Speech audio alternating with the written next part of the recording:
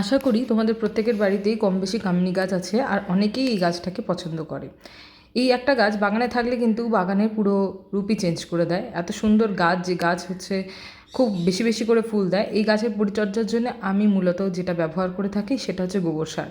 তোমরা কম বেশি সবাই গোবর সার ইউজ করে থাকো গাছের জন্যে, কিন্তু প্রপার ওয়েতে যদি গোবর সার ইউজ করা যায় আর কিভাবে ইউজ করবে, কতদিন বাদে বাদে ইউজ করবে, সেগুলো যদি তোমরা মেনটেন করে ইউজ করতে পারো তাহলে কিন্তু গাছের গ্রোথ ভালো হয়। যেরকম আমার গাছটাকে তোমরা দেখতে পাচ্ছ, সবুজ সতেজ আর প্রত্যেকটা ডালে থোকায় থোকায় ফুল ধরে আছে, থোকায় থোকায় কুড়ি ধরে আছে। এরকম তোমাদের গাছ যদি তোমরা করতে চাও অবশ্যই আমাকে কমেন্টে জানাবে, আর আমি অবশ্যই এটার ছোটোখাটো একটা টিউটোরিয়াল নিয়ে একটা বড় ভিডিও তোমাদেরকে দেবো যদি তোমাদের প্রয়োজন হয় তবেই।